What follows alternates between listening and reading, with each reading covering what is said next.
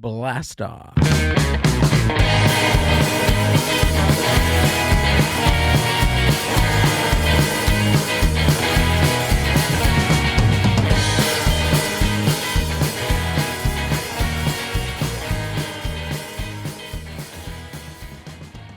What is up, Mind Buzz Universe? Welcome back to another podcast episode of the Mind Buzz. I am your host, Gil, and working the board this evening, tonight, today, afternoon, whenever you're listening to this podcast, is the lovely Amber. How are you?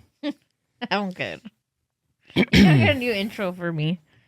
You don't like that one? No. Why? I don't know. I just want that. Are you serious? Yeah, I'm serious. It's taken me 5 years to get all that together. Yeah, it took me 5 years to muster the courage to tell you that.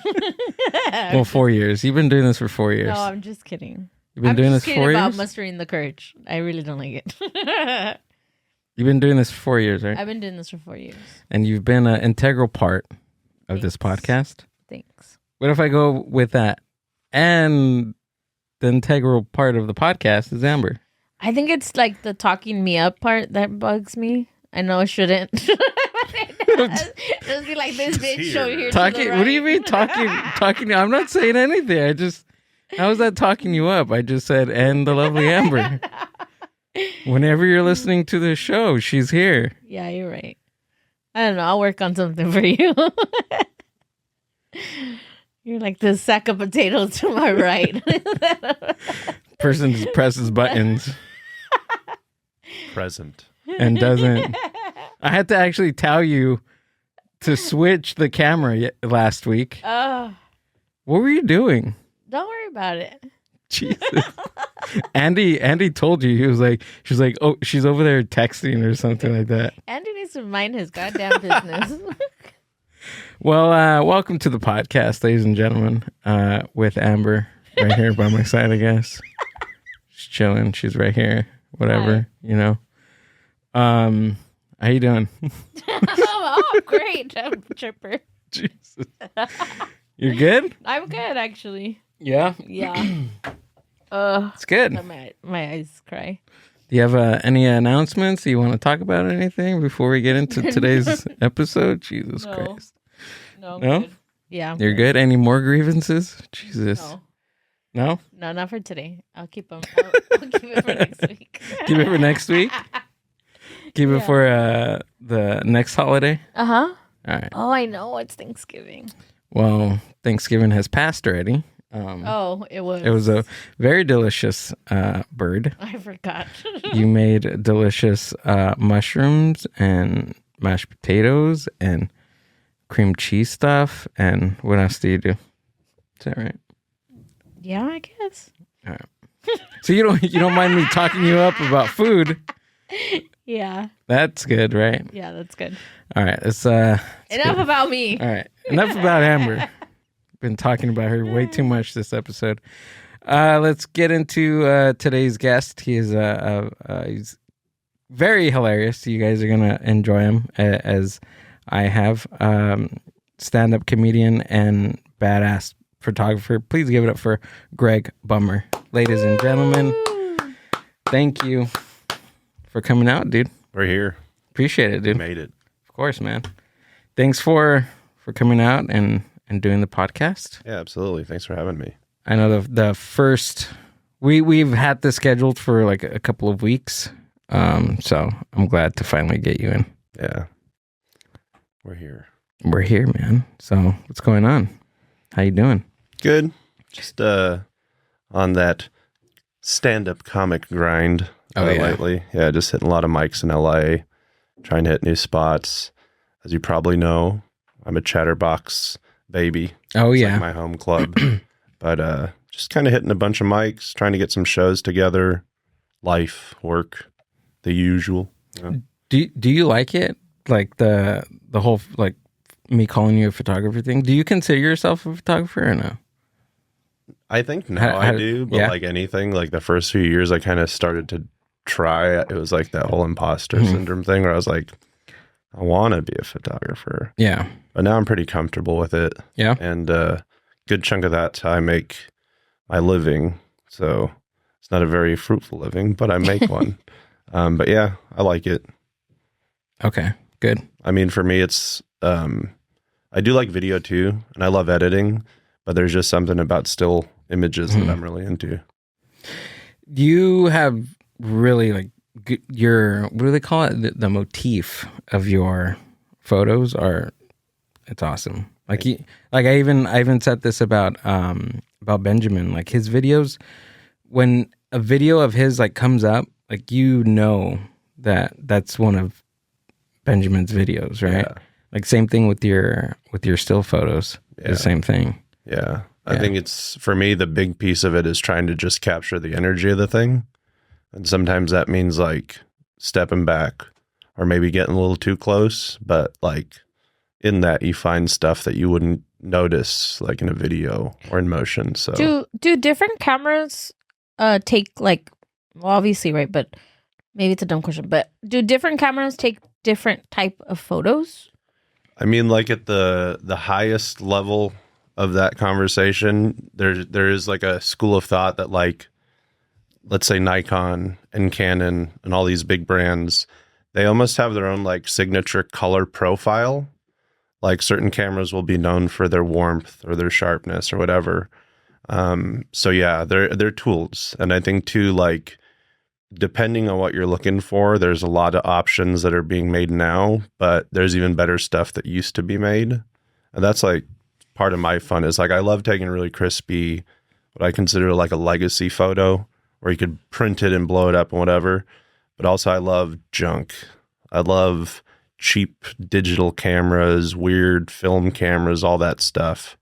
You lose the like journalistic quality of the image because it's usually not as, like I said, crispy. The resolution might not be there, but again, for me, it's about like the energy of the thing, the tone of the thing. So, especially with those old cameras, like what's the camera that you have that's just sitting like on the nightstand? It's like a Nikon or something like that. What is it? Which it's one? a Coolpix.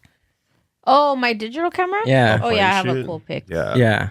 Digital Fire. camera. Those, especially when I don't have a charger for it. I haven't been able to turn it on. when you see them on social media with like an iPhone, you can tell, oh, that was done with like an older camera, and it's being, I don't know, something about, I was telling Amber this because her niece has one of those cameras, and she's been taking, right now she's in New York, and she's been taking like some cool ass photos with them, and posting them on her Instagram, and it just looks super cool. Like it's like if somebody, well, now they have those apps where you can take pictures and do those filters and stuff, but nothing beats like an actual camera from like the early 2000s. I mean, like the whole point and shoot era, to me, I mean, it kind of sucks because a few years ago, those kind of cameras were kind of just junk, and you can pick them up real cheap. And I used to do that. But now, like you said, younger folks are getting really into them, which, like, I can't be mad at that, because if people are like enthusiastic or excited about like the aesthetics of photography, like that can only do good. What's interesting though, because I've thought about this, is like, if you look at a picture from the 70s, you can immediately tell like, oh, that's from the 70s. The image quality, what's happening in the photos, all this stuff. The point and shoot thing is kind of a weird deal where it's almost like, wait, hold on. So what's point and shoot? So basically, like in the late 90s, early thousands, you'd get like a Canon or a Nikon where literally you'd press a button, the lens would come out, you'd take pictures, no interchangeable lens, usually a big screen on the back, like meant to point and shoot. Got it. Okay. And what's interesting is like, you know, I think we're all kind of in the age range where like we remember like what a MySpace picture looks like. We remember, you know, like, so it's kind of strange because it's like a nostalgic look in the past, but the past is only like 10 years ago. Right. But it has its own quality. And like, truthfully, I've always said with those kind of cameras, the move is you got to blast it with flash. Because that's how you get that true like 2001 like hangout picture vibe. And I think that's what a lot of people are kind of going for with that thing. Like now, right? Yeah. Like they say that, you know, old like things come back or something like that. I don't know, like vintage stuff. Yeah. Like a lot of early like 2000 stuff is like coming back now, and it's kind of makes me feel old a little bit. Yeah. Just a little. Yeah. Yeah. And it's funny too, because like, like all these technologies, like just a decade ago or even less, were junk and cheap. Oh yeah. Like CDs used to be like that. Like I would go to the Amoeba in Hollywood, and they'd have thousands of CDs for 99 cents, and you just dig through them and find really good stuff. Now it's like people woke up to that. Yeah, they're looking for them things. now. Yeah. We went to we're at like it was like a 2000s flea market, and we were like going through stuff, me and Amber, and you hear these kids like in the back, they're like, "Oh my God, look, there's CDs," and I'm just like, "What the heck? You know what these are?" Yeah, exactly. Back in my day. Seriously, that's how I felt. I was like, "You like CDs?" Even with DVDs too. DVDs, like right now, I'm listening to what's his name? What the book is called Ingram. I'm trying to even. It's a stand-up. Why do I always forget? It is Ingram by Louis C.K. Of course. So. Who's that? No, yeah. So Louis C.K. he wrote a novel. It just came out like a couple weeks ago. I've been listening to it. I'm like halfway through, and I totally forgot that he had like a like he wrote a show, and his show was like on like Fox. It was like what, like 20 years ago, right? Yeah. And you can't find it anywhere on the internet right now. You can't find it on Amazon, Netflix, anything like that. You only can find it on DVD. You can buy it on DVD or on his. He has like a paywall that he has on his website, so you can buy by season on his So website. he's the reason you can't find it anywhere. Exactly. Well, I found it, Yeah. but I want to finish the book, and then after I finish the book, I want to start those seasons. 'Cause Yeah. I never watched he it. probably didn't put it out on other platforms so that he could monetize on it. Oh yeah, 100%. Yeah. Yeah. And now, like, between the streaming licensing and YouTube's super hypercritical AI stuff, Mhm. you can't get away with just posting like a comedy special on there anymore. No. Unless it's the person who did it and they're banking on it. Which Yeah. makes sense. Like, it makes sense, but That's something that I don't understand. I think I asked you the other day when we watched Frankenstein. Because a lot of movies now, like a lot of like what would be considered like box office like movies, like the Frankenstein one that came out, it went straight to like it. Some theaters put it out for like, I don't know, 2 3 weeks. yeah, like a week or so prior to the thing, and then Netflix got it like right away, like boom. Yeah. But I was thinking like how do they even monetize off of like putting it on? Like, do they sell it to Netflix for, I don't know, $80 million? Like, you know what I'm trying to say? Like, I that was something Look that it I up. was like thinking Maybe about. maybe something. Maybe it's a per stream arrangement or something like that. That's the only thing that I was thinking was that Netflix would probably like as many times that it streams, which, because that's what theaters do, right? I mean, the theater buys the movie, and then from there it's like, that's what they tally up. But I was like, oh, but what I was gonna get at in the nostalgia factor is like now, and we talk about this like over and over and over, and that's the indication of us getting old, because we're like, oh, back then, and then we're like, but everything now is just quick.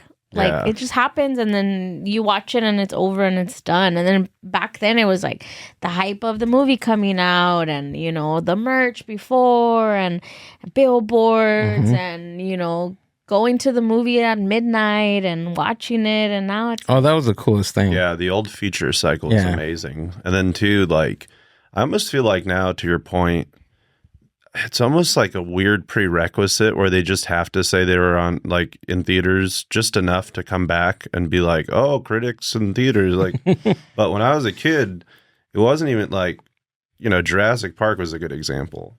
Like, there was one trailer like 6 months before the thing came out, and then it was in theaters for like half a year. And then people forget that VHSs didn't just like come out that week. Sometimes it'd be like 2 years after the movie came out. Oh, yeah. Until you can watch it at home. Yeah. Absolutely. Because they're like, we got to make 1 million of these dumb things. That's right. Like the Titanic VHS assembly line must have been nuts. Yeah, it was. Titanic Two was tapes. It was Yeah, two tapes, right? Yeah. 2 tapes. And then you play the second tape and like your The mom second or tape somebody. Yeah. Had the sex scene. Did Oh, it? it just started there? Yeah. That's amazing. No, I don't think it just started there, but I know that the second half was a sex scene. How many people ruined that movie by accidentally starting on the second one? It's just them falling down the boat. And it's like, what? Wait, what happened? What's going on? Entire love story. That's hilarious. It's so funny because I seen a meme when I guess Donald Trump tried to, was it Donald Trump or somebody tried to like abolish the penny or something like that, right? No, they already did. Oh, it's gone. That's it. No more pennies. Yeah, when we were talking about it, that was the last week of them producing the Jeez. pennies. Have a moratorium for like playing taps. He's all crying. Just R.I.P. Penny. Yeah. No, I seen like like it was like a meme. It said if they're gonna abolish pennies, like how are they gonna pay like Spotify artists on Spotify or something like that? Well, There's no 3-cent piece. right. But that's what I'm saying is how much money can they make off of streams? Like artists don't make shit on well, that's music. The music industry is completely different than the. But Well, it's probably the production houses, right? Right. Like Netflix would agree with like a Lionsgate and say, "Hey, we'll stream all your catalog, and if you have like, who knows how it works?" But I feel Yeah. like those powerhouses probably get way better leverage than someone who gets really lucky Yeah, that's true. and streams a whole bunch. Right. Yeah, it's a shame, man, because like I have this kind of theory where it's like we are bygone the social media era. Now it is social marketing. Like every platform at one point had an organic stream where you could make it and make stuff happen and have control. And then as these entities got bigger and then more investments happened, then it got basically more and more almost like YouTube's like, it's not like a network cable model, but it's so much stricter than it ever used to be. So like it's weird. It's a different time. It's the same thing even with like Instagram. Like as a comic, you're technically just a marketer because you got to market what you're doing and where you're going.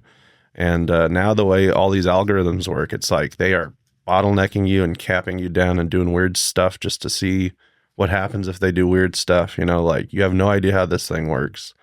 And you know, I get it. It's a business model. It just sucks because like takes away some of that organic community stuff that was so cool that came up before it was like super corporatized. You know? That's why we got on social media, right? Like for that type of to create content like that to reach, you know, certain people. Now on my feed, dude, I see like profiles that I don't even know who this people. Look, I don't even know who these people are or these creators are.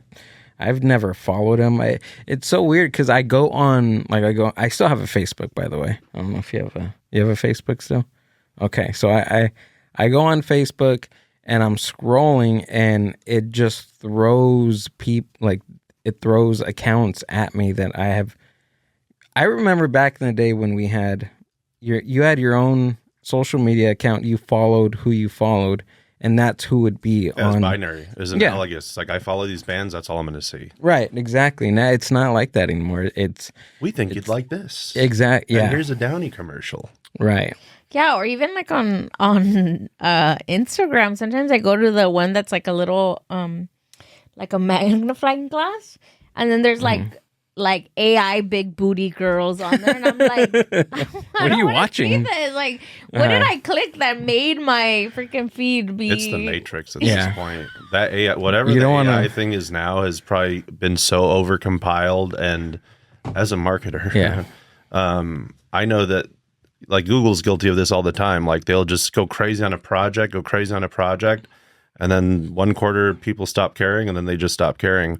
I feel like, especially with Instagram, they've probably just been developing this AI algorithm without ever really cleaning it up and checking it out. Because to your point, like sometimes I get videos where I'm like, what is this? Yeah. And not even like in a gross way, but it'll be like a 15 liked video of just some random guy like filming a street. And I'm like, how did this end up here? Yeah. Like, and I'm trying to like, I've looked through my friends list, no connections. And I think it's just maybe like the space junk of the AI algorithm Space just junk. throwing you stuff. Seriously. Such a waste. It's odd. And it's like they keep changing, like even Instagram, like it changes its look all the time, like the actual, like your feed, like it just changed right recently, Oh yeah. where I don't even want to do Yeah. the update because it looks stupid. No, right? it is terrible.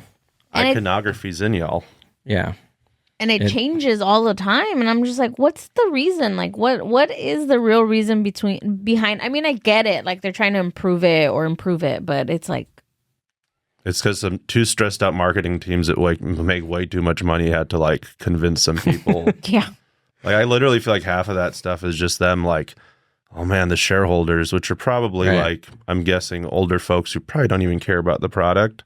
They just need to see something change and develop and update. And unfortunately, that's a game people play.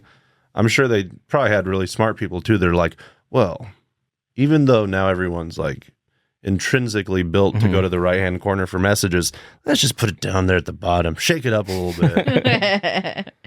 Yeah, I agree. it's probably these editors like in their room. They're sending their time cards, and under their time cards it shows like, oh, we're updating Instagram. We're updating Instagram, and then there's no update on Instagram, and then they have to update it like at the end of the week. I thought you were working Yeah. on that, man. That's what I put on my timesheet. But it just, I don't know, dude. AI is getting. It's just scary to me getting because wild. the archival quality of these platforms, I've already learned with like, and I'm going to age myself here, like LiveJournal, MySpace, like Vine, like all of these legacy platforms that are kind of now just vaporware. We're building our existence on Instagram, assuming that it might never like fall off the rails. Like I have photos on there that aren't saved anywhere else. You know what I mean? Is Vine still like? I think they're Can trying you to bring go it on back. Vine? I heard it's making a comeback. Yeah. But I think like, was it MySpace and Photo Bucket and some other accounts? They like they tanked the like all the legacy users stuff, and they warned you. But part of me is like, what if like someone you knew who died had an account, and then you found it one day, but now you can't because Yahoo's like, we need this. Yeah, like my old Facebook, like my very first Facebook I ever opened, I can't log back in because the email that I used at the time to make it doesn't exist. Like I didn't use it, so then it just kind of like and now I can't access it at all. And then Is it Hotmail? and then at that time I didn't have a cell phone because you know, I mean, Right. I'm gonna date myself too. I mean, everybody knows, but I didn't have a cell phone yet. And then I used like one of those like texting app numbers on my iPod, and it's a fake ass number. It's like a 95. It's like a plus something. and a Yeah, triangle like- and a so smiley face. I can't get in. Uh-huh. I can't get in at all, and that stuff's see gone. like Yeah. my photos from when I That was in sucks. high school, everything that I had in there, nothing. You know what hurts? I've been trying to get into my mice because I had I recorded music like that's how I got into like all this audio stuff. Like I played music, I recorded songs. I put one of the songs that I wrote, I did all the instruments. I did guitar, drums, I did the bass. I sang on it, and I put it on I made a music profile on MySpace. MySpace music, baby. Yeah, dude. And I think it was like it was so good. Well, I thought it was it was so good. It sounded really cool. And every now and then, I at least once or twice a year, I try to go on MySpace and look for it, and I can't find it. Or You want to see if Sony sent you a message trying to buy your track? Imagine like 5 years ago, they said, hey. This is Michael Bay. I love your song. Tried adding you, but you never replied. Yeah. I need help. Can you give me a credit card? Every year they Can you give me an Apple credit card? a gift card. Hi, this is Michael Jackson. Can you? I heard your song, but I need a gift card first. I know you.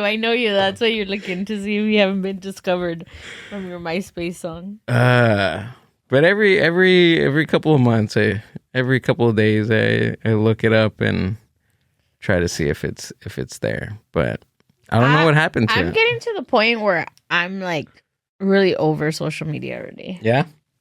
It's just becoming like it's just ingrained in my everyday to like wake up, grab it. It's not social anymore. I just have to look on there, and it's not bringing me joy. I'm not posting. I'm not like really doing anything with it anymore. It's just I'm getting so used to having to do it, but I'm getting to the point where I'm like, I'm kind of bored now. I don't know. Maybe it's just me. Maybe, I don't know. You're like, yeah, it's a great line of work to feel that way. Jesus.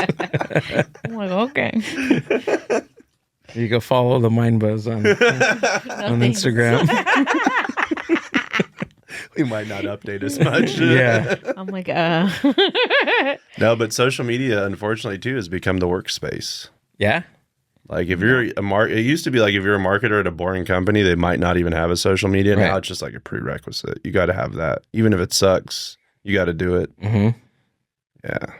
What happened to freaking talking about marketing and movies going back on that? When like all the restaurants used to have like all the merch, the cups, the watches, the Jurassic Park watches at Burger King. Mm-hmm. Yeah. Burger King used to have everything. I will give Jack in the Box kudos. I'm gonna give Jack in the Box their flowers this time, but I don't know something about 3 years too soon on their Gremlins. Yeah, I didn't box. understand that. Yeah, that didn't make sense. So they have a munchie meal that's called like the Gremlins munchie meal at Jack in the Box right now for $13.99. No sponsor, but they have one that comes. There's like a branded box. They have an air freshener. I got it for the air freshener because the air freshener is cool. It has Gizmo and what's the other dude? The Gremlin. The evil one. The one with the mohawk. The what is his name's like Mohawk or something, right?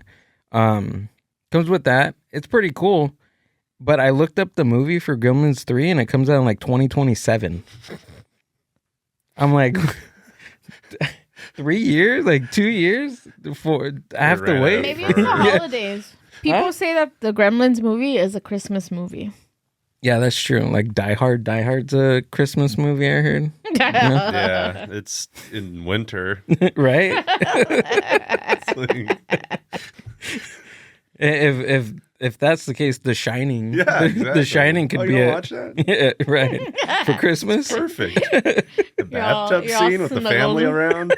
You get grandma to sit down and watch it during the holidays. I will say that about Jack in the Box, though. They tried.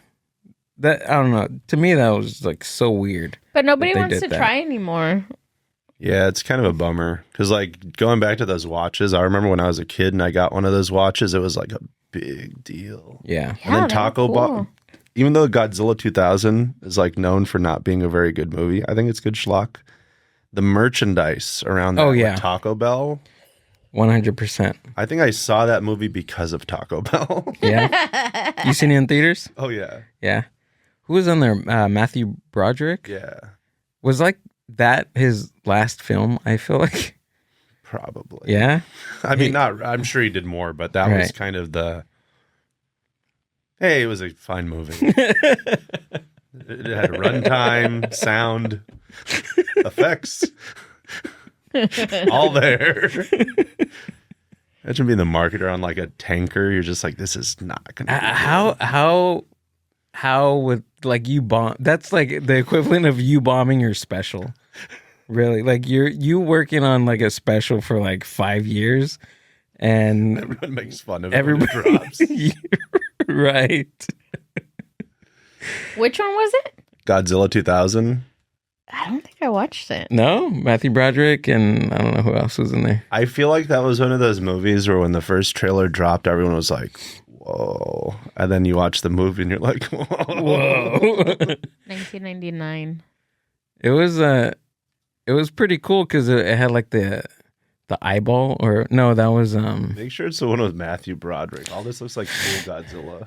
yeah, that looks like looked like a fish. yeah, that looks like Japanese Godzilla in the 80s or something. Matthew Broderick. Should have put McConaughey in there, dude. Would have been Yeah. a movie. Yeah. Oh, look, he was a cool guy. Or he might have been injured. I don't know. Maybe that's just like a bandage. Oh, I think I did watch Backwards this one. Congo hat. Yeah, look at that poster. Yeah. Like if you didn't Come know on. anything about the movie and you just saw that evil eye looking at you, that's not a very good poster.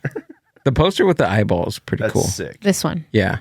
That's like, what year was this made? 2000? 99. That's classic. 1999. AMC. What did Rotten Tomatoes give it? 20%. I never understood the grading system I don't on either. Can we find a video on like how that works? Because I have no clue how Rotten Tomatoes like grading system works. Well, and that well will get polluted because then, like, I love commentary channels, even if they're junk. But, like, if one person is like, this is the worst movie ever made, that month, you'll see people hop on here and be like, yeah, this is trash. Yeah, I think it's just like a forum. Like you can go up there and it's kind of like because look, it says Like it's like Wikipedia, but for movies. Film People Frenzy. Well, no, well, the Chicago Tribune. Who are they? I don't know. Who's Robert and Ebert? Hey, didn't they fight? Something. They always fight. I hear they always fight. They fought and then they separated. So now they like Is this Robert? and then it's just like Ebert. I swear. It's like the taco place right here. Tell Greg about the taco place. I grew up here in this city in Paramount. But You're gonna hear some Paramount lore right now. But there's this taco place that everybody that lives here knows about. Because we all go and they're called Super Nachos. Mm-hmm. And they're pretty much like they make their own tortilla chips and then they use like the cheese, like the yellow cheese, like the melty cheese, the nacho cheese, and then carne asada. Like they're really simple, but everybody here is like, they know where it's at. So when I was young and we started going, it was called Cuatro Amigos, so the 4 friends. And then a couple years later, they changed the sign. So they have to change the sign every time they fight. But the story is that it was really 4 friends that opened it. And then they had a falling out with one of their friends. So then they changed the name to Tres Amigos. Oh my gosh. And then a couple years later, they had another falling out. So then it was Dos Amigos. So at some point, it was Dos Amigos. And right now, it's only called Amigos. That guy's lonely, dude. No wonder why he's so upset. Your dad, like your grandpa sounds crazy. You knew what it used to be called, and you're like, they don't have that here anymore. Yeah, so Well, it's like the whole Alberto's lore, right? Alberto's. Yeah. Oh yeah, yeah. yeah, that's right. They branched off, right, from each other. Yeah, that's right. I forgot about that one. But this one makes me laugh every time. I still call it Cuatro Amigos because that's what I grew up with. But it's called Amigos. So it's Amigos now. Yeah, it's just Should just be Amigos. singular. Yeah, Amigo, Amigo. the friend. Just me. So I was reading. In a couple of years, it's gonna be friend because he's gonna be like, you know what? I'm not Mexican anymore. I have American friends now. It just says alone. Yeah. Solo. In Spanish. So I was reading, I've been reading since you've been talking. I have that effect on people. I've been totally not, Look at Andy. I've Look been at Andy's totally not wrong, paying dude. attention to you guys while I've been here. I'm multitasking. All right, what were you reading? Come on. Go ahead. I got to bring in some facts. Go ahead. Go ahead. So when a movie gets picked up or shown on Netflix, they don't pay them per view. So Netflix pays them one lump sum. Mm.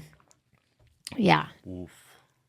Yeah, so you kind of have to like sell. You got to like- sell that shit. Yeah. They're hedging their bets. Mm-hmm.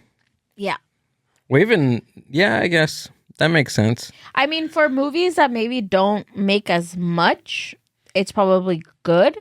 But like the Frankenstein one that everybody's like, like, could he have made more money putting it into the theater versus just selling it to Netflix? I mean, and I think from what I was reading, that Netflix, if it's like a Netflix movie, they own it. So then they also own the rights to like any merch and things like that. Oh, wait, hold on. Say that again. So it's licensed. So Netflix owns the licensing Oh, for the movies. If it's like a Netflix original movie, because Netflix is the distributor. the production company, the Oh, distributor. yeah, They're- of course, they're the right. everything. Right. Yeah. But if, say, I make a movie, right, for Netflix and I sell it to Netflix, they have the license for it. yeah. So even if I wanted to make merchandise for that movie, You'd have to license it through Netflix. oh, whoa. Yeah. So the movie's budget was $130 million. That's their budget. So I'm sure that they probably There has to be math on how much money they're losing by not doing DVD cycles and not having like Right. crazy merch streams. But then too, because of the new model, movies are being produced so much more, like at such a higher volume that you can't really do those old merch and sales cycles. But I wonder, like when you used to be able to, because to your point, like think about the post DVD sales, and the special edition box set, and then the box set with the T-shirt. Like you could just keep milking that thing if it was a good enough franchise. Yeah, you could. You guys want to go into business? We're going to sell DVDs. They're like, we don't make them anymore. There's no They're like, plans "What to are make them. DVDs?" Yeah, you have to have a presentation with a 23-year-old like marketing executive. Yeah. But like, where do you even buy merch right now? Like, if I wanted to buy merch for the freaking movie, like, you know what I mean? Like, I like you're saying, like, I wonder if they're losing out. If that's an integral part of making money. Yeah.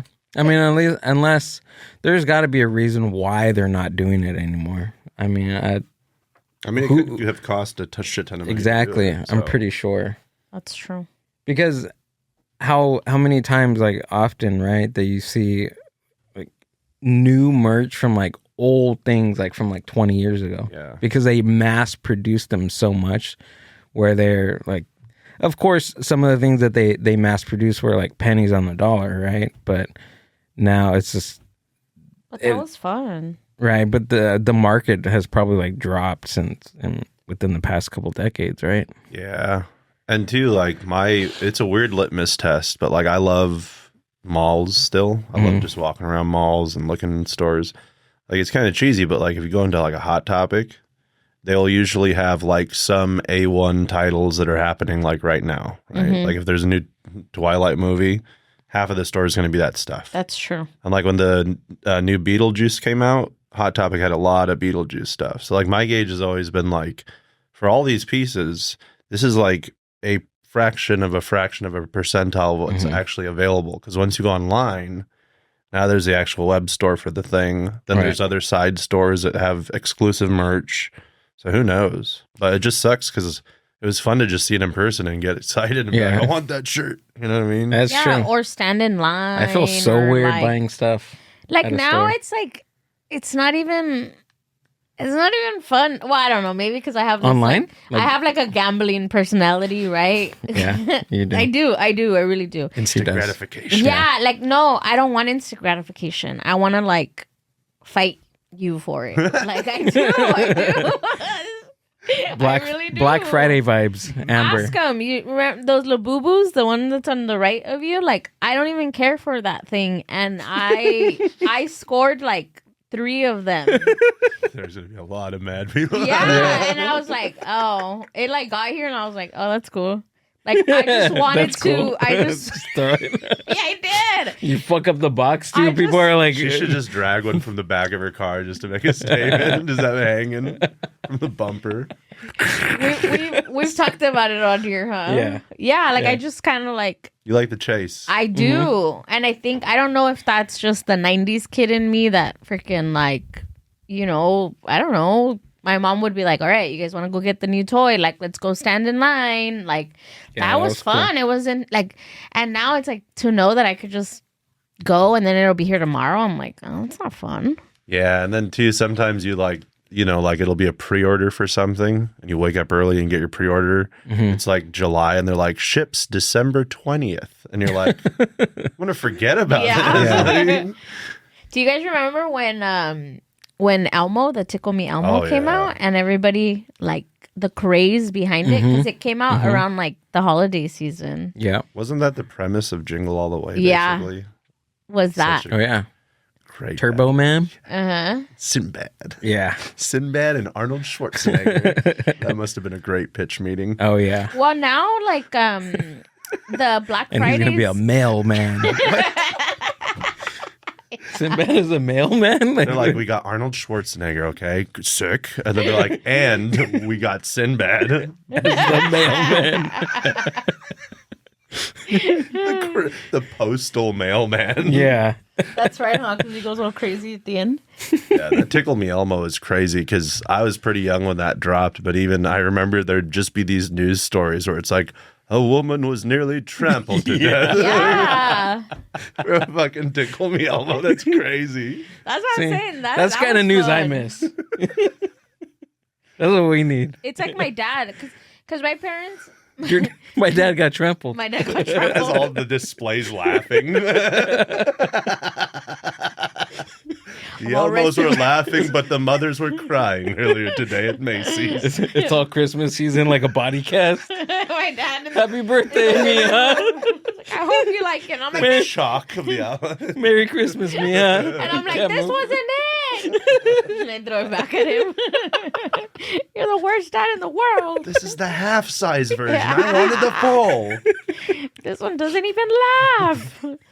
And it was kind of a weird toy because it didn't just violently vibrate and laugh. Yeah. Oh yeah, Yeah. That's what we went crazy for. Think about that. yeah. It was one of those. And then at some point, they like started taking them off the shelf, right? Because kids, something happened with it. I know I had a doll. Remember the Cabbage Patch dolls? So I got one of the dolls that you used to feed the doll food. Like this like plastic. They had like French fries, vegetables, and then she had a backpack. So then you would feed her. And the mechanism was literally like, I know I shouldn't have done it, but I used to stick my finger in there and I used to like literally like chomp on your finger. And I was like, dang.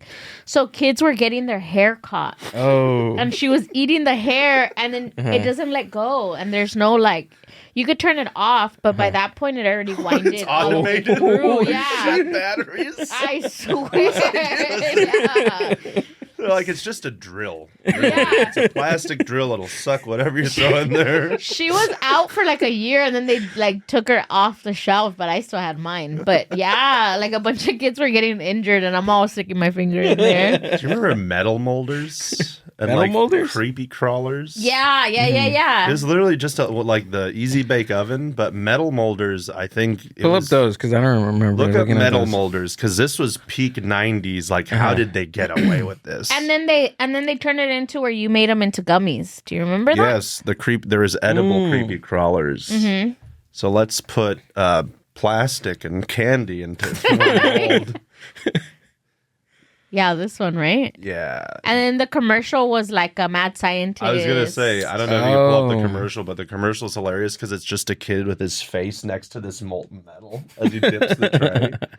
Even like the Easy Bake Oven got recalled too because people were burning themselves. That light bulb. That was Yeah. how we got Whoa. entertained back in the day. We get a light bulb hot enough and Yeah. melt some stuff and you'll like it. Commercial. Let's see. Yeah, there's probably got to be one on The YouTube or 90s somewhere. ones are going to be like, Is it this Just- one? probably. We'll get an idea of how dangerous and stupid this toy was. It might Just be long. melt metal. What could go wrong? All right there. Real metal. Metal Molder. Only Metal Molder lets you make it metal. Pour it in, heat it up, melt it down, build a mold, and pop it out. Create dozens of amazingly detailed pieces out of real metal. Forged skulls, horses, wizards, beasts. Wizards. Collect them. We're like, we only got 5 designs. What are we going with? Metal Molder comes with everything you see here. Okay, Nation. The one I was talking about. Redo it was again. I don't understand the point of the shirtless guy with the overalls. That was the director. It's like, You know what would be great how we if start I come this out off? with no shirt. Did you see it? No, I didn't. Look at Ray. What? I was actually watching the. Damn! You know that was for the moms. yeah. That was for the stay-at-home moms. Whoa. See, it's a distraction because a mom's going to see that and go, melting metal. Hello. Oh, okay. Never mind. Okay. And by that time, they're droned off. And Yeah. the kid's like, I need this. Yeah. That's The how one you that I sell was That's how you saying get was the gummy one. That one had the mad creepy scientist. crawlers. Creepy crawler. That was the Candy, maybe. gummy thing, right? Where they made It was the gummies. same concept, but you made Wasn't it like a gummies. mad scientist Yeah, lab? it was. That's the one that I was thinking was this commercial, but it was that one. Commercial. Yeah, he was a mad scientist. It's like literally the same goo tube. I don't know if it was creepy. I think you're right. I think it was something else, but it was Creepy basically crawlers. the same concept. Is it this? Yeah, it looks like the same. Dude, Yeah, this imagine is it. shooting these commercials. We're gonna need a fog machine, a lot of fog, dry ice too. Build a monster mold with the color plastic. Like that shot is crazy. Yeah. They're ucky, yucky, squirmy, wormy, very scary, sometimes hairy, squiggly, wiggly, creepy, crawling. Gross out your sister. Embarrass your dad. I guess there isn't a mad scientist. What commercial are we thinking about? There was, it was like, Or was it a cereal one? nah, I know because there was like you might have to just do like a Google search like creepy crawlers edible candy version or Let me something. see. 'cause Mad scientist commercial 90s. Watch it be candy, another. creepy. It's the same technology. Oh, is it this one? Yeah, maybe. Because I remember you could like make a tarantula and eat it. Yeah. Dreadful something? Is that it? Or is that No, something this is else? like a. Dr. Dreadful Food Lab. That might be it. You're right because then they made the mold was bigger. Is it this one? Sick commercial again. Oh, Dude, the 90s had the best commercials ever. Yeah, this is it. That's it? yeah. Roaches. Yeah. That Oh, was it. yeah. Give me some volume on this. I don't know. It's up there. I mean, up to the left, yeah. Kinda like it. With the Dr. Dreadful radioactive food lab. Make a cockroach. Drop him in the nuclear tank. Make a Color clicker. mutation. Plain brains? No, radioactive monster brain. Yummy. Oh, I almost forgot. The Dr. Dreadful drink lab's gone radioactive too. It's a nuclear blast. The new Dr. Dreadful radioactive food lab and radioactive drink lab each sold I separate. didn't make it to the That's cool. The toys now suck. What do they have? Apps. iPads? Yeah. I don't know. Yeah, there's not. Minecraft? Yeah, that's stupid. We're off. That's Well, so because dumb. you raised a good point. Like when I was a kid, the Yeah. big move would be like I was kind of a Star Wars nerd, and like when they did the reissues of the original movies, they kind of relaunched the toy line. So I don't remember what it was, but like in the 90s, there was like a Millennium Falcon big that looked like the one from like the late 70s, early 80s, like the Kenner one or whatever. And that was like the big Christmas toy at Toys R Us that year. And I luckily got one. But I just remember like you went to the display and you looked at this thing and you looked at your parent and you'd like sad hint and just hope. Yeah. But that whole experience you don't really get because you could just go on Amazon and be like, This is what I. And then Yeah. they text it to you. My nephews make a list now, and Here's my wish list. they attach the links and everything. And I'm like, oh, They just okay, say need that's the fun. cart finalized. Yeah. Like, can you just put your card in here? They're just like Apple Pay. You can Yeah. Apple Pay me here. Yeah. It sucks because there's a lot of stupid games too. Just like- tap it. What was that one with the metal bearings? Crossfire. The metal bearings. Yeah, so again, 90s toys, really good. Crossfire was basically this tabletop game where you would shoot steel bearings at your opponent. It's like 30 steel balls and kids just shooting them. You know how many kids ate those things? Oh my god. It was fun though. Yeah, I don't remember that one. The what? The game? Yeah, the game. What is it called? Crossfire. Crossfire. I don't know. And the ad was also very like they look cheap, but I'm sure they cost hundreds of thousands of dollars to produce back then. Look, this is the one I was telling you guys about. And this is what, like, they made this at the end of the like mid 90s, late It's like- 90s. It was proper 90s. Yeah. And I think it had been a toy for a little bit, but like it was like a 95, 96 Oh, okay. watching Nickelodeon. Like, I want that. Got it. Look it. That thing's haunted. Come on now. That's how she would eat it. Oh my god.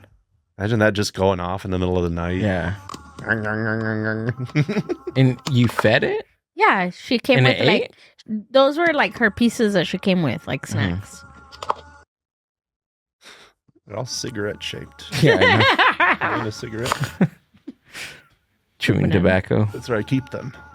And then you were like, "Oh my god, where did they go?" Uh-huh. And then she had a backpack, and they were in her backpack. Oh. So she always had snacks in her backpack. Look,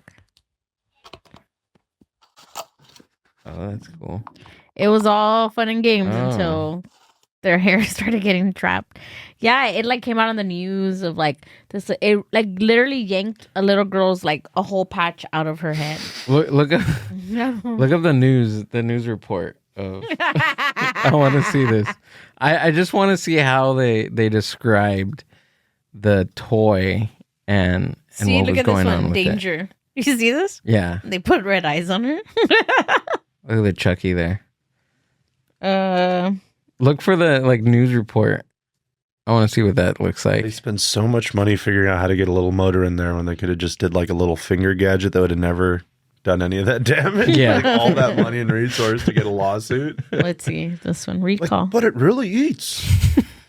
The doll manufacturer says they have tested the dolls and that they pose no safety threats, but still they are pulling all of the dolls from all store shelves. And they said that anybody that wants their money back can get $40 if they just send the dolls in. Now, this is in response to reports nationwide that children were getting their hair and their fingers caught in the mouth of the Snack Time Cabbage Patch Kid doll. About 50,000 of the dolls were sold nationwide since the fall of 1996.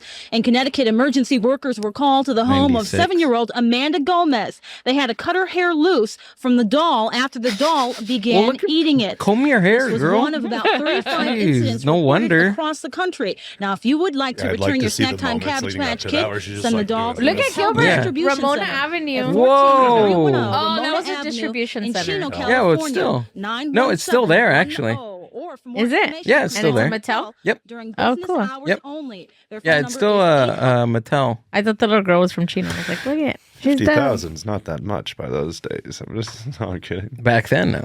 I kept mine. You still have it? No, Oh, bring in All the doll. studio. no, I don't know where she's at. But I used to be the kid that would stick my finger in her mouth, so I could see it happening.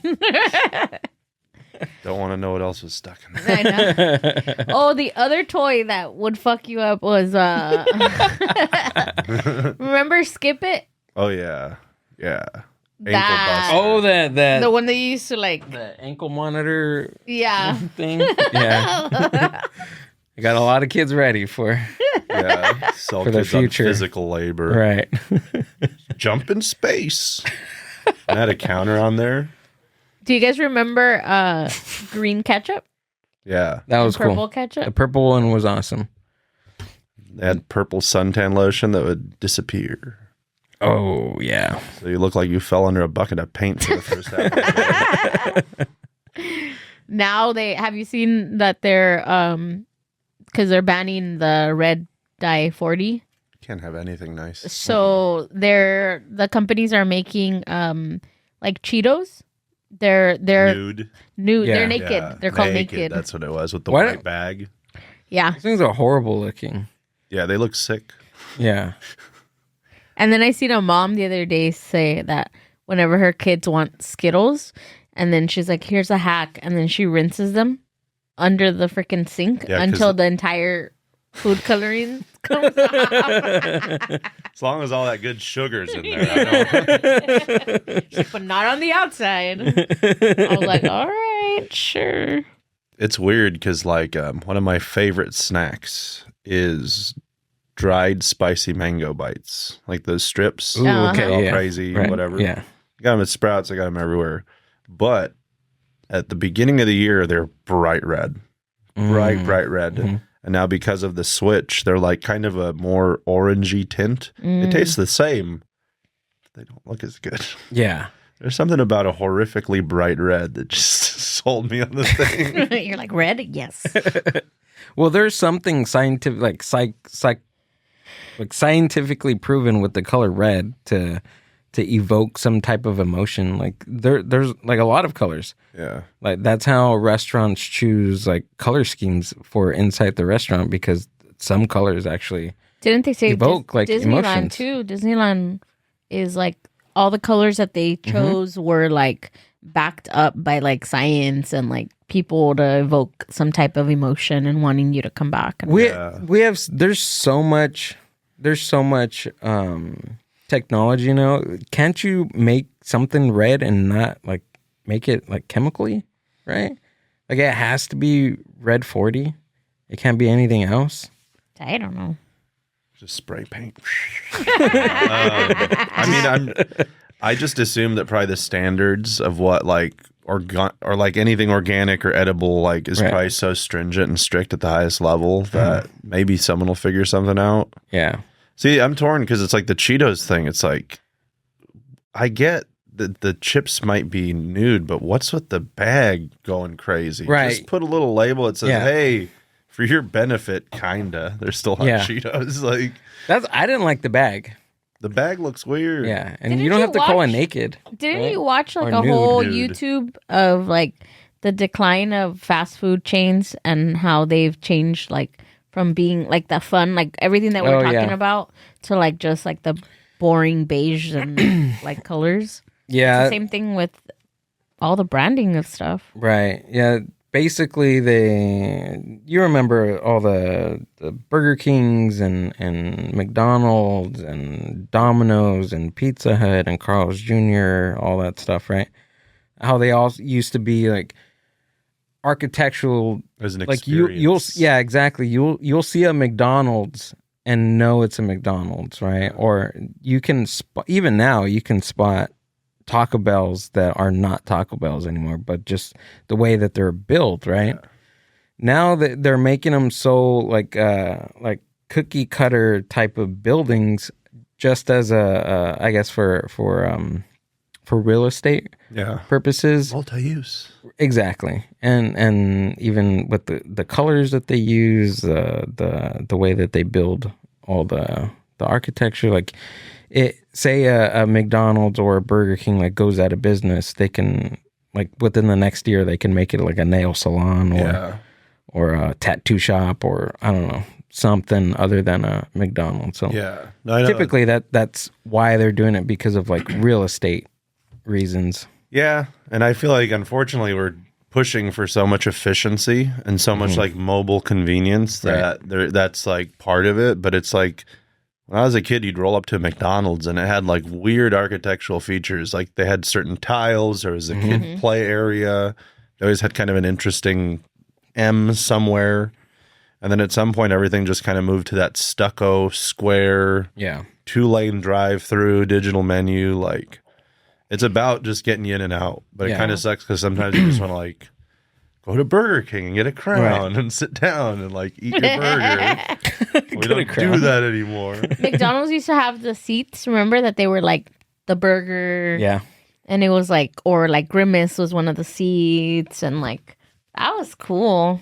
Even Taco Bell kind of slapped way harder back then. Oh yeah. They had that little 100%. coin machine with the game. Remember Oh, that? You put the yeah. quarter in Yeah. the water. And it was up on the counter, They right? had an arcade in Taco Bell. You're all playing. Do they sell those? Can we buy one? I'm sure they're somewhere around. Yeah, I want to Yeah. go. I want one for the I studio. remember That'd that. be sick. I want one for the studio. And All right. I think they donated the coins that went in there. So maybe you could donate them to like a beer fund or Yeah. something. Yeah. Yeah, Yeah. it was like feed the children or something. And then Feed the we were all- producers. Yeah, there we go. like, all right, I'm down Put for a that. Taco Bell with wet quarters. It's Like, why- $16, I promise. They had no more pennies. Like, left. why are you wet? You didn't have to jump in there. Like, I don't worry know. about it. Maybe we're just getting old and everything bugs us now. I feel like this podcast is just like us complaining, us inviting other. I set the Another mood, huh? I curmudgeon. set the mood at the beginning. I'm sorry. I'm all angry. I'm like, the holidays are coming. I hate them. It sounds horrible, but it was just nice to have stuff. Yeah, The nice thing about my DVD binder that I do have, and I still have a DVD Yes. player, is that like when a medium is like that, like a CD or a DVD or even a record, there's no thinking. You put it in and you let it go. Yeah. And like you can hop around on a CD, but the nice thing about a Yeah. CD is that its intended playlist is how a lot of people came together and went, you should listen to it like this. Oh yeah. Same thing with like a DVD. Like when I put it in, I will sit and watch the thing. I'm not going to get an interruption or something else because now it's just this one-to-one thing. This thing's playing there, and there's no internet involved. Praise God. I used to like the extended scenes, or you know how all DVDs have the menu, Special the special features. features. Oh, yeah. Some of them even had. I remember Ice Age, when the movie Ice Age came out, and then it was on a DVD. It had like a game that you could do, and it would just like it was a dumb game. Obviously, it wasn't anything crazy, but there was like a little game that you can do, and I was like, whoa. Oh, yeah. There's always awesome stuff. And like, I remember, I think it was Toy Story. A lot of Pixar stuff, Disney stuff, whatever. You'll buy the movie, and then there's always something cool like an animation Yeah. test from 3 years prior. And it's super primal, but it's also kind of cool to be like, oh, Do you remember the movie Indian in the Cupboard? I do because there's a Oh. toy And that. they used to come with a little Indian and a yes, key. yes. Did it really? Yeah. Oh, that's awesome. We had it, and then we had the little. It was the DVD or was it No, the it was a VHS? VHS, and it was like a little bit of a cardboard box deal, but yeah, there was like a little cupboard. When you opened it, there was an Indian in there. Or Yeah. I'm not. A Plastic. Native American. Plastic. I remember that. Yeah. And then when Nickelodeon started putting their movies on VHS, that was the first time I ever seen a colored VHS. Bright Because it was the orange. Whoa. Yeah. And then when they did Harriet the Spy, it used to come with like a spy kit. Like Oh, a- that's right. It was like a pen that would disappear. Yeah. And then it had, that was cool. How do we get kids to buy this stuff? Yeah. Put a toy in it. It worked. It did. It worked. Yeah, and look at 20 years later, we're still talking about it. Yeah. 25 years later. I wonder what me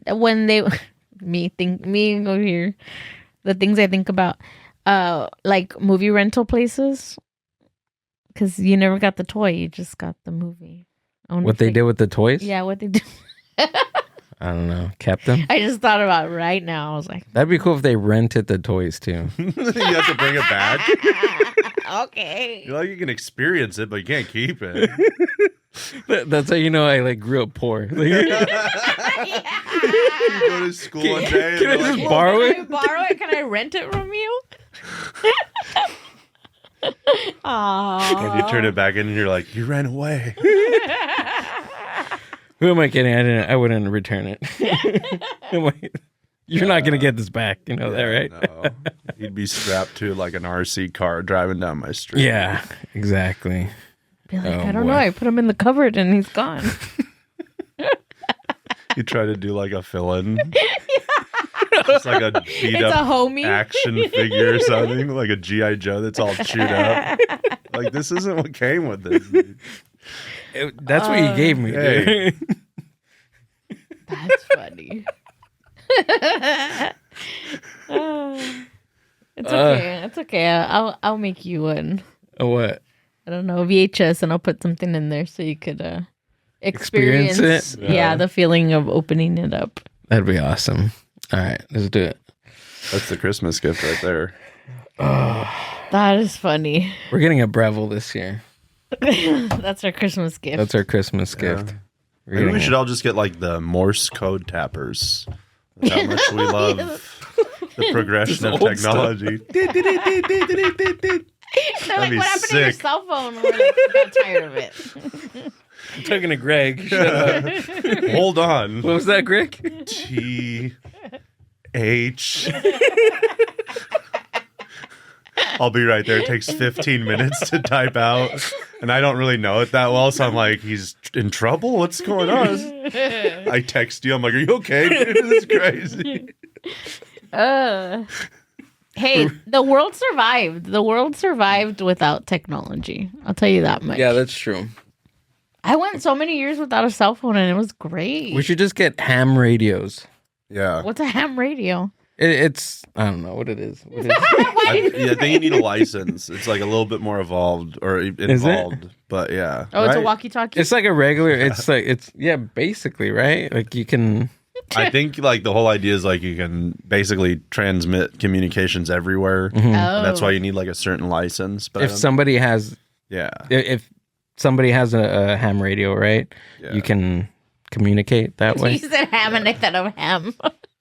Jesus Christ. and I think people get really stoked on never like heard I of talked to a kid from Ukraine yesterday or something like that. But it's like It's like what? he's trapped in a well. Did you ever have a pen pal? I had like friends on MySpace and stuff. But never like letter writing? Never proper. No? Okay. I had some people who I knew online that we would end up sending. Writing? Yeah. Mm. But usually the letter was an excuse to send other stuff. Not like that. Like I a was like, CD. what were you I'm not sending? selling. Who's going to send drugs for free? No. Like usually you'd send like an envelope that had a letter. It's like a my mixed first armpit hair Yeah. sent in the mail. Here's what's left of my hot dog. Hope it finds you well. I always wanted to do the time capsules. Mhm. Remember when you would do a time Oh, yeah. capsule and put it in? Never did. No, There's still time. you didn't Yeah, you're bury. right. You didn't bury anything in your For high school? parent. No, in your parents' backyard. No. You never like did any of that. No, I didn't No? actually. Oh. My dad That didn't shit let all the me. time. The grass was too new. No, I couldn't. Well, I kind of had a pen pal, but I didn't write him. So how did you have a pen pal? My uncle in In prison. jail? He would all. It's so dumb. Like It you was have one-sided. He wrote you have, you. you have like family in jail. They're like, oh, rate me, and we're on the phone. Like, just tell me what. You wanted to draw you a picture. No, when my dad was in prison, he would send me letters. but Does it everybody didn't- in prison just get good at drawing? Because I feel like everybody in prison sends like artwork. Like all of a sudden they're these artists. Because I had an uncle too that went to jail. And then all of a sudden he was like the best artist in the world. Well, they have artists already there in jail, and if they'll trade things or they'll buy like art pieces. He used to send us letters and he used to put like Tweety Bird and Winnie the Pooh. Yeah. That's so sad. Ah. No, but they'll buy Oh. they'll buy like pieces of artwork, or they'll even if they'll buy like a sheet of paper and it have already them comes- draw on it, and then you'll write your letter Oh. on there. From my understanding, That I mean, makes I could be sense because wrong. I was like, damn. Okay, everybody can draw in there. Like the One same. stressed out guy. They're like, 5 hey, days. do you have my Tweety Bird? I gotta Hold send on, dude. I gotta send I it got out. orders. He's like, hey, you do Scooby Doo? Really busy. He gets him confused. He sends an old lady. Tweety, dude. The guy that killed my old lady was named Scooby. It's like a hit letter now. It's like a Tweety Bird with big old tits. Oh yeah, for my daughter, man. He just puts a little bathing suit on it. He's like, it's good. I got you. With a little shirt. Just rips the body off. Just that disembodied head. Oh, that's funny. I don't know. I don't Bring think it I've back. Thought sent that one. counts, you know? Yeah, I think so. You have all that time. That's why I thought like maybe they just have a lot of time on their hands and they learn how to Just learn how to draw. draw. Yeah. That or become a lawyer or something. Yeah, a lot of them go to school and read books and You learn how to read in there. they didn't know how to read before. I don't know. I feel like my dad became Smarter? well read Oh, when he got out. okay. I just study magic Sophisticated. so I could get out of there. You cut yourself in half, you saw yourself.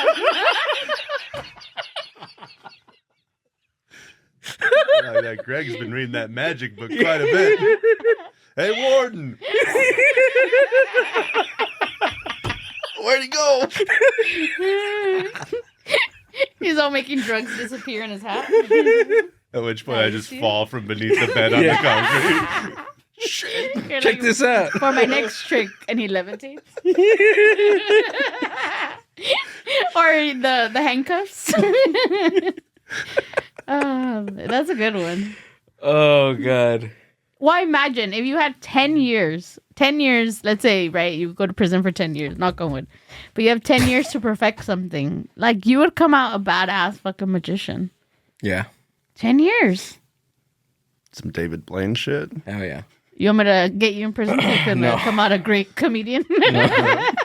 Listen, I'm I good. need 7 gallons of nacho cheese. I'm going to put my head in there for 2 weeks. For 2 weeks. Prison David Blaine would be sick. Trying to come up with a gimmick. You're like, I'm going to put my head in nacho cheese for 2 whole weeks. You're all doing favors so everyone can give you their little thing of nacho cheese It's from just lunch. rancid by the time you get to it. Your straw folds immediately. You can't breathe. Oh my god. I'm a living spread for I call this the human nacho. Oh my god. Got to be careful with these ideas. They're worth a lot of money. That's funny. Oh, that one made me cry. That was amazing.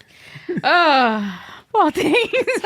We're just talking about freaking nacho cheese being in prison. Yeah, cassette tapes, nacho cheese, prison art. Yeah. Hell yeah. Oh man, that's funny. How'd you start doing comedy, dude? Honestly, it was like kind of. So I used to do music for quite a while, and then I stopped doing music. Like, what do you mean doing music? So Writing, producing, I was playing? in a few bands. Yeah, playing a lot. Oh, cool. I'm a big like music head. What instrument did you play? So in one of the bands, it was synthesizer. Oh, okay. But that band I did a lot of touring with, and I was with them for a while. Like on a keyboard or? Yeah. Okay. Yeah. The band was called, or it's the Spits. It's like kind of like a punk rock band, but they have like a keyboard player. That's like one of their signature deals. But like as a keyboard player, what you really were was a keyboard player, a sampler player, fog machine, switch hitter, klaxon, siren. Magician. Yeah, literally. So like half the Ticket set was guy. just you being like, kind of thing. And then after I did that for a while, and we toured a bit, and I had some other stuff going on. And then I was in another band. I think I have come across them on like my Spotify. Yeah, they're Yeah. like cult status. I love those dudes. They're some of my favorite people on earth. But then after that band, I had another band, and then that band kind of imploded. When it imploded, I had been doing the LA music thing for a while, and I was just tired of having to go out to like my buddy's record night or this other band's thing. Like it sounds selfish, but after a while you just become so it becomes so routine and like part of the business practice where you're like, I don't want to go to this thing, but I should because I'll talk to some people and maybe something. And after a while, I was just like, I don't want to drive into LA anymore. And then too, what's crazy is that when that whole thing imploded, it wasn't all that long, and then it was the pandemic. So there was like this good break of me going out to LA even because I was just kind of over finding parking spots, whatever. You see where I'm going with this? Oh yeah. So after that, I have projects with really good friends that I still work on and music that I do on my own and all this other stuff. But in terms of the performance element of it and getting up and getting material out, there was like a void, and I was just in a spot where I was kind of getting like antsy and wanted to do stuff again. Mm-hmm.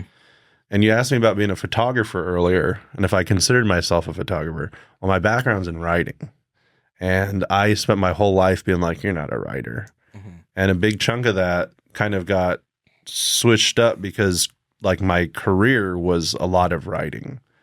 So I went from being like this budding journalist, wannabe writer guy who's trying, then straight into the corporate thing where my voice was gone and all this stuff. So it was just like this kind of perfect timing where I was like, you know what? I am a writer. I'd like to write. And comedy is like a perfect vessel. Oh, hell yeah. To do that. And basically I was hanging out at the Chatterbox quite a bit. And then I kind of was telling myself one day we'll go up. And then it was like I'd pass on it a lot. And finally I was like, just go up. Who cares? And then, so I think I started last September. And now it's been over a year. But yeah, that's literally what it was. Is just... it's weird, but I kind of like the tension and stress that comes with live performance and that release after. And you know, now I've kind of gotten over the whole idea of like, going down to downtown LA, parking's going to suck. Mm-hmm. It's going to take a minute. And sometimes you have to do weird stuff and park in sketchy spots and run down the street and do this and then go over there. Like, but now that I've kind of gotten over that initial LA, like I'm kind of back into it. I'm just like, this is part of it. This is just a big piece of it. Yeah, you kind of have to remind yourself, like, this is part of the journey, I guess, right? Yeah, and I feel like now that not that, like, I don't want to sound like I'm overselling this, but, like, now that the snowball's kind of rolling, and I'm hitting mics more frequently, and I'm seeing it come through in my own stuff and how I'm performing, it's like, okay, then there is, like, an intrinsic good to all this stuff. But, like, low-key, might shoot me in the foot, but, like, I don't want to make it as a comic. I'm not looking to make it big. I'm not looking to do any of that stuff. I just want to become a good comic. And if like I do cool stuff and cool stuff happens, that's rad. But like for me, this is like having a band. And it's like when you have a band where you're not worried about touring and you're not worried about trying to make it, you're like, this is what I do in my idle time because it exhausts good nervous energy. That's kind of where comedy is fitting now. I still love music, but what's nice about comedy, selfishly, it's a very portable art. I don't have to load my Toyota up with 400 pounds of equipment and figure out what time I got to get there. It's like you just show up. Yeah.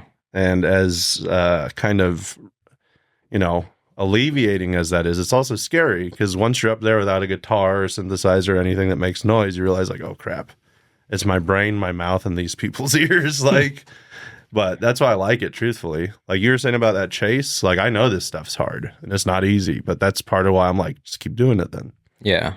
So that's and plus your big focus is on being like a good comic, and you don't hear that very often, right? Especially from the comedians that I've talked to, and it's very rare where somebody will say, I just want to be a good comic. Yeah. You know what I mean? Like I want to have a special. I want to do this. I want to do that. I want to be in movies. And no, it's like to the core, right? Is to be a funny person and to be a good writer. Yeah. Right. That's it. I think I've heard something where like the core of like a stand-up, you're a writer. That's like take the people away, take the stage away, take the spotlight away. Yeah. You're writing material, right? Yeah.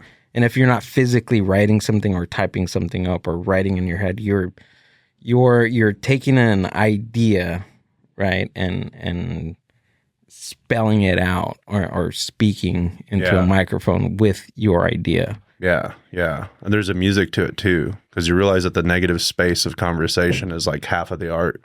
The timing, the pauses, everything else. There's a lot to that. And I feel like you only get there through repetition and doing like this is I'm not trying to sound like defeated, but like the most refreshing thing about doing like 2 weeks of straight open mics Monday through Friday, go to a show Saturday, go to a show Sunday. There comes a point where you're just so busy and you know you got to get to the next one that some of that normal stuff when you first start off where you're like so worried about what you're going to say, blah, blah, blah. Like it's so nice to just show up and not really think about your material until it's about time to get up there. And then you just rough out a little set list. And then like, it's very matter of fact. What's nice is when you're at that point, you can start playing with some of it. And it's a conscious playing. Like that's what I've realized too, is that when you're on the stage, especially starting out, it's hard to track sometimes. But the more like conscious and present you can be in that moment, the better you are to play with what you already have kind of, you know, in the can. But like you said, the key is that it's not just static writing, it's active writing. Right. And that's the stuff that I like really get stoked on when I see people crush and kind of like, I'll know their material, but then maybe they'll riff on something else that will just absolutely destroy. And that to me is exciting because it is kind of like magic, you know? Oh yeah. I've played with that idea or that notion of stand up like being like magic, because you're bringing something, like you're making something appear, right? And you're doing that with like your mouth, and to a group of people, and you're creating this type of energy, just like with a note, like a couple of chords on a guitar, like. There's this feeling that you get from like a couple of chords. Like you're doing that with words. It's insane. Evoking emotion in someone with just your words is pretty nuts. Right. And then too, the good ones are really good at being like you said, they kind of world build. And I mean, some don't, but usually a good story with a killer punchline is like, it's art. You know what I mean? Yeah. I've also been really fascinated in the writing aspect. I think just getting into podcasts and just having that, I've always loved music, like radio stuff and radio host and books. I've always been into like books and stories and stuff. And the whole what I'm getting to is I've always been excited and I've always like looked up to like writers and books and stuff like that. So it's just like it's a combination of like the stand-up comedian is like a combination of like a rock star, but also like a rock star and I don't know, a rock star and like a poet, like a funny teacher, like a poet, you know what I mean? They're like an educator, a rock star, an editor, a producer. Like that's the thing too, is that it's you and that microphone. Right. And there's something very romantic and appealing to that idea of like, it's just you and that damn microphone. And then evoking an emotion from just words. I think that's always been like my attention. Like that's always like drew me into like comedy writing and just writing in general, is like how a piece of prose or a joke makes me feel. Yeah. Like even not even take comedy out of it, right? Just a specific, like if you're reading a piece of like a chapter of a book or a page of a book, like how it makes you feel just reading something or just listening to something. Yeah. It's wild. Yeah. It's crazy because that's, I mean, and two, it's like, it's all human condition stuff. Like I feel like the best comics know how to highlight the stuff you don't tend to see, but also it's truth and it's funny. And I feel like, you know, it's like when someone brings up a situation, right? Whether it's a DoorDash joke or something, it's when you can look. I do feel that this is kind of my thing because I'm a big Hunter Thompson guy. I feel like part of a comedian's job is to be a bit of a journalist, like a social journalist. I'm like pretty self-deprecating. My humor is a lot about my own kind of jokes, but two, I think good comics can look around them and highlight the, you know, just the stupid, funny things that we actually deal with. Because that, to me, that's the whole thing of humor, right? You're supposed to escape. Right. It's supposed to make you feel a certain way.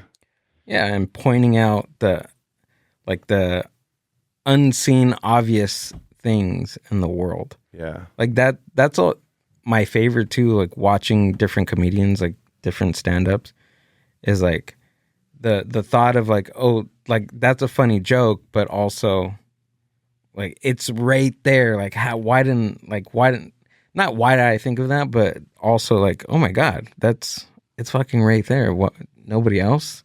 Yeah. Nobody else seen this? Yeah, you know what I mean? clever line. Yeah. Breaks my heart because I'm like, I'd never think of that, but I'm glad you did because maybe it'll inspire me to think of something. And that's, I like going to comedy shows, of course, to support, you know, the guys, the homies, the community, but also it excites me. Yeah. You know what I mean? It's like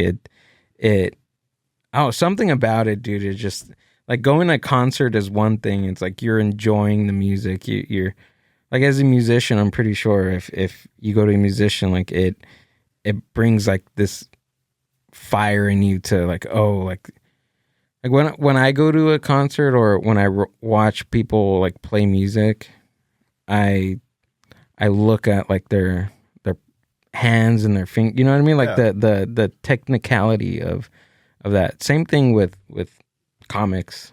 Yeah. Like you're listening for like the pauses and the way that they say words. And that's another thing too. You can write a joke, right? Same words, but you can say it differently. Yeah. Like 100 different times. It's the and edit. And it's gonna evoke another, like what I was saying, like an emotion. Yeah.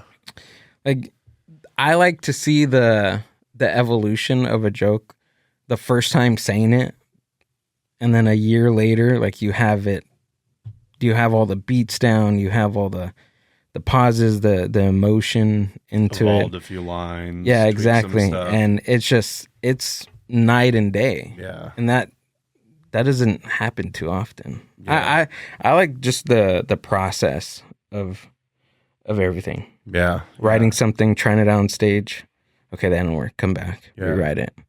Go back. Try it. Okay, I fucked up. Let me go back. I had to and get do to that point though, because when I first started, my whole idea was like, I suck, so I'm just gonna write everything and throw it in the bin, and then come back and write new. So I would, like, for the first 5 or 6 months, it was just try to write a new 3 minutes every time I go somewhere. Oh, really? And then I realized, like, yeah, well, writing's one half of it. Mm-hmm. And there's the edit. And to me, the edit isn't just like clean it up after one bad take. Like you said, you stew on the thing for half a year. Yeah. You might drop it because you weren't into it, but then you realize that there is something funny, or maybe even someone comes up to you and is like, hey, you used to do that bit. Yeah. And you're like, let me look at that again. Right. And then, like you said, like the whole value of pausing, like there's such a humor in not saying anything. You just have to know how to kind of like feel the room and understand where it goes. But that was a big lesson for me too. It wasn't just a value proposition of like, I got 6 jokes in 3 minutes. It's like, yeah, but if they suck, who cares? Right. The best thing is making like an audience laugh and you're not even saying anything. Yeah. Or saying like 2 words at the beginning of your set, and that just sets the tone for like the next 10 minutes. It feels amazing. Yeah. Yeah. That to me is the art too, is present comics who can pick up something that was said earlier, flip it on its head and make it like you said, that opening beat where everyone loses their mind and you're like, yes. Just keep with me, folks, please. Just 3 more minutes. How did you feel after that first open mic? It felt good. Yeah. But also I was like, we have work to do. Yeah. Like, I'm older and I've worked in writing and editing and all this stuff. So I'm self-aware enough to be like, that was okay. Mm-hmm. In terms of like the actual getting on stage and doing that whole stuff, I'm not like a pro, but because of music, I'm kind of comfortable on stage. Mm-hmm. So that piece I was probably more involved with my actual presence than I was with my material. Right. And that's helped me, I think. I think so. because- Should. Yeah, because if you suck but you look okay. You look good. Right? Well, I mean, the issue is like, so literally, I think the first night I went up, maybe it was the second time, but you know, I was at the Chatterbox, And as I grab the mic, the XLR cable just falls. Oh. And it doesn't just fall, like it falls, hits the side of the stage, and then it falls onto the floor. It's like the dead frog from Family Guy. I was like, oh, of course. But because of my music stuff, I was like, it's an XLR cable. So I just went. Mm-hmm. And that is like where I'm like, yeah, see, all those years burning my brains. And like, so I'm lucky in that regard, because if something like that were to happen, I can usually recover pretty quick. I've seen people not recover pretty quick, and you feel bad. But part of me is like, remember that show Legend of the Hidden Temple? Mm-hmm. So they're famous because kids would get to this like monkey statue, and it was 3 pieces, and I didn't know how the hell to put it together. That was me anytime someone's cable fell out, and they'd just be like, yeah, just twist it to the right. There's a button. Click it in. What are you doing? But, you know, basically my whole thing was like, I just want to do this to make sure I can do it. And then there's that whole thing where it's like, well, I did it already. Might as well do it again. And I did the Chatterbox forever. And then eventually I was like, I think even Steve was like, you need to hit other mics. And I was like, okay, I'll do that. And then it took me like 3 months to get up to like, all right, we're going to LA. Screw it. Chatterbox is such a great place to do comedy. It has I'm a punk rock background kind of guy, very punk rock. It's like the CBGBs of the SGV for comedy. Oh, yeah. It's this like awesome little dive bar, perfect amount of people. When the room's on fire, it's incredible. And even when it's like kind of a chill open mic, it still can be incredible because, you know, it's a cool spot. And I love that place. But yeah, I did the set of the night thing that Chatterbox had going for a while. And if you win set of the night, you get a Sunday spot. So I went through that, I was going to say rehabilitation program, but I went through that, collegiate program. So I'm one of the alumna of the Chatterbox open mic Tuesday. And then it got killed. But, you know, that was kind of when I started saying like, all right, we suck, but we could do it. And I think that's kind of always going to be my mentality toward this stuff. So hopefully I'll get better. Yeah. No, I think the best part about, like, I like stand-up, like I said, because of the process, right? The process of polishing something that just came out of nowhere.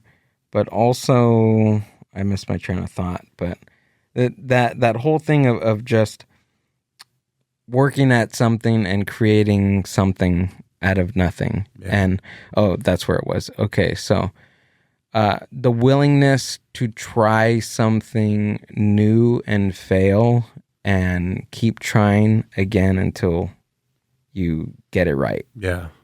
Not like right for you, but also right for that time, I guess. Yeah. And when I say time, like that room, right. You get it right for the room. And doing different rooms with the same, I guess, material, right? It's just you're trying your material in different rooms, and it can have different outcomes. Maybe, I don't know. Yeah, like, absolutely. Do you want it to have the same outcome, or do you want it to have different outcomes? I don't know. I guess it's subjective in that nature. Too. Well, and then too, there's that like Jedi mind trick of being able to observe that whole conversation from like 30 feet above and go, I know this room, I know this crowd, I'm going to do a little this over there.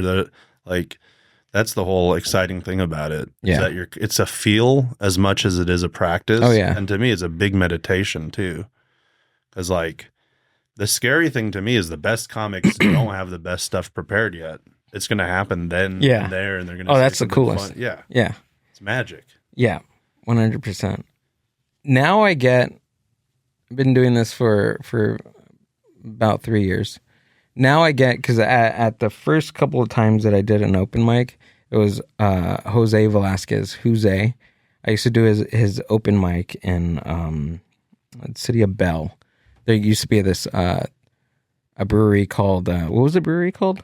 Border X. No, it wasn't Border X. It was Border X first, and then it turned into Beer Thug. Beer Thug, yeah. It was Beer Thug Brewing, and they had an open mic there. It was a Salvadorian comic, Jose. He used to run, or not him, but it was like part of like his whatever, stuff that he used to produce. And he told me like the first couple of times, because I tried different acts, and I'm still trying different acts now. And he told I would go every like weekly. I would go to the open mic and try. Okay, I'm gonna try this approach. Okay, I'm gonna try to do a Rodney Dangerfield type of thing today. Oh, you know what? I'm gonna try a Tim Allen type of thing today. You know, I'm gonna try Goldway Bobcat type of thing. You know what I mean? But it was a night where I wanted to do like a monotone type of, you know, Stephen Wright type of thing. You know what I mean? And I walked up to the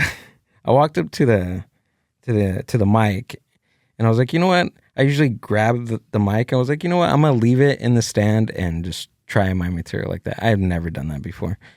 So I walked up and I tried to do like a monotone type of thing, and I just walked up, didn't say anything, and kind of left like a big sigh, like I didn't want to be there type of attitude. And that kind of like I got a couple of chuckles, and then I tried to, you know, do my written material. And then after that, I didn't do very well, but I got off, and then he called me over, and he was like, you know what?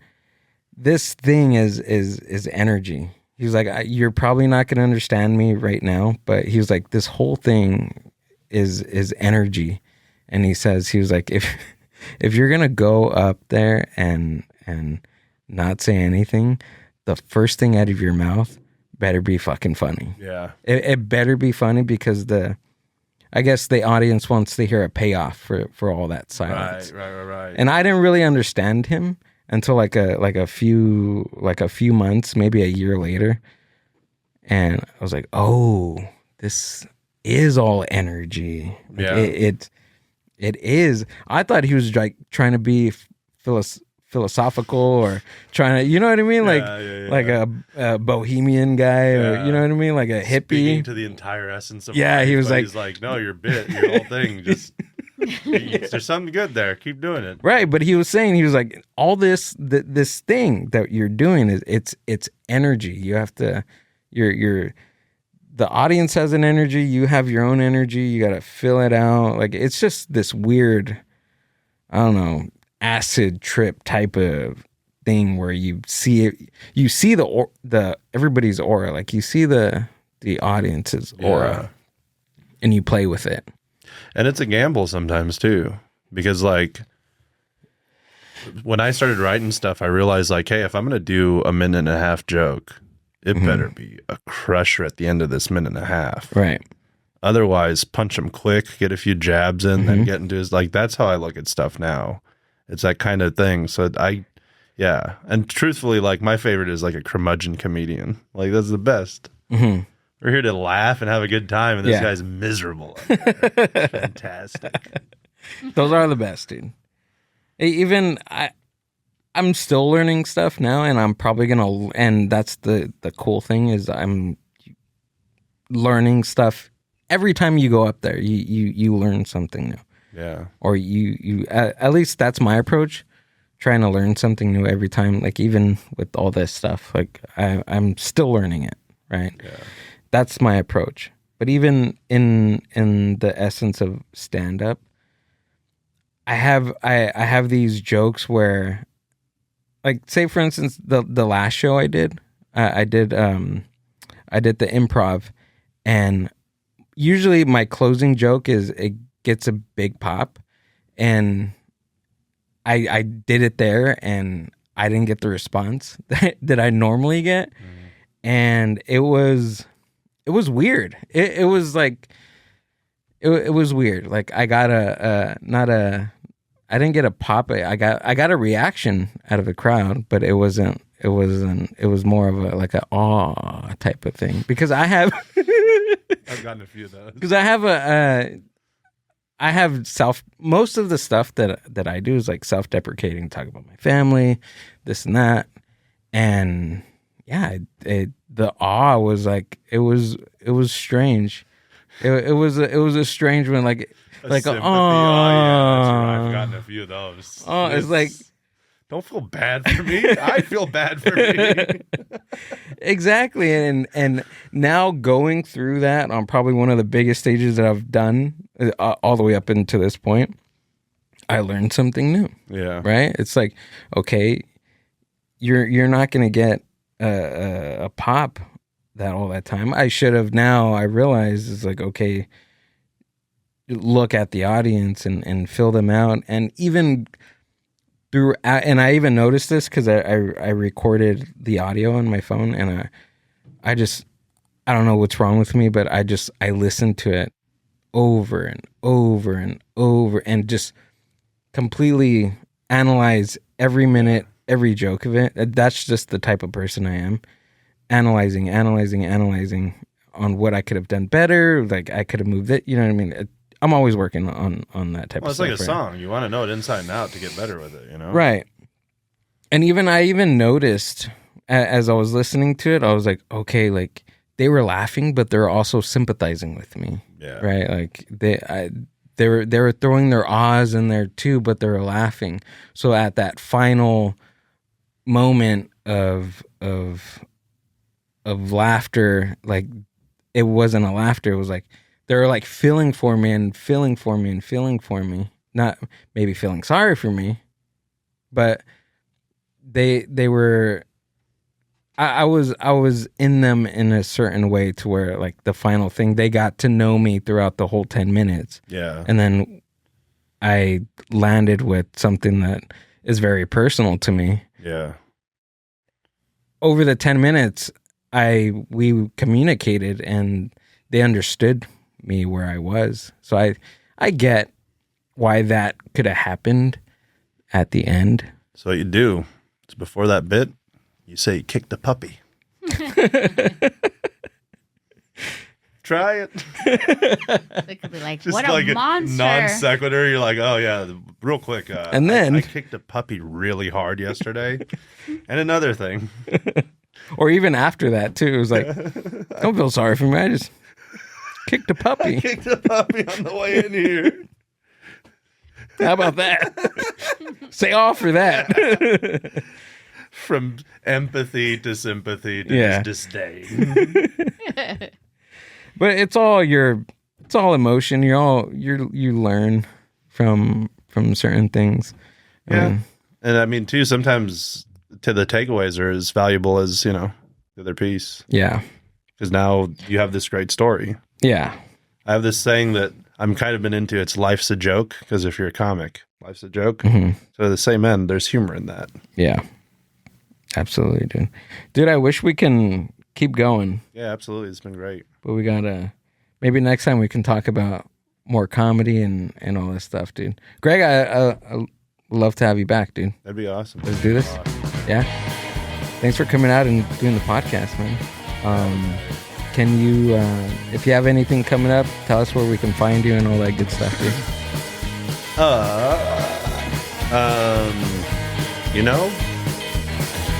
I'll post it on my Instagram, maybe. I have an Instagram. It's just Greg Bummer. I've got a show coming up in Long Beach. Can I look it up on my phone real quick? Yeah, go Is for that it. horrible? No, go for it. I should know. I want to say it's like the Thursday before the 20th. That's not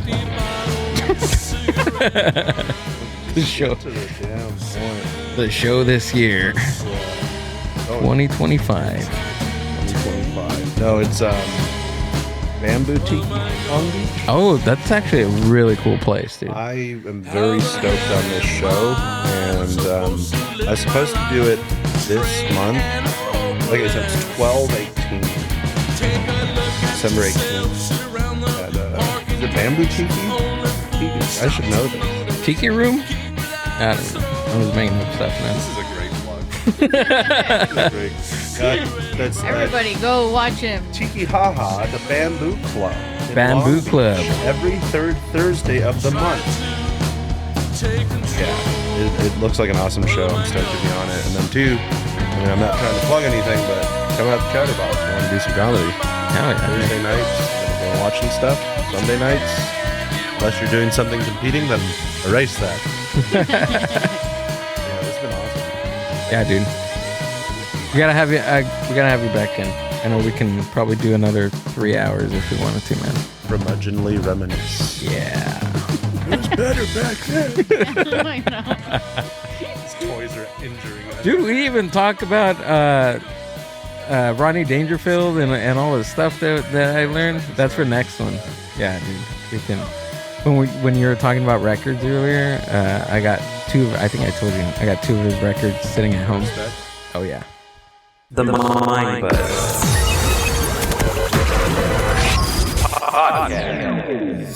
Boom. Thanks, man. Appreciate it. That was awesome. Yeah. Thank you. Hopefully I didn't ramble too much. No, you're good, dude.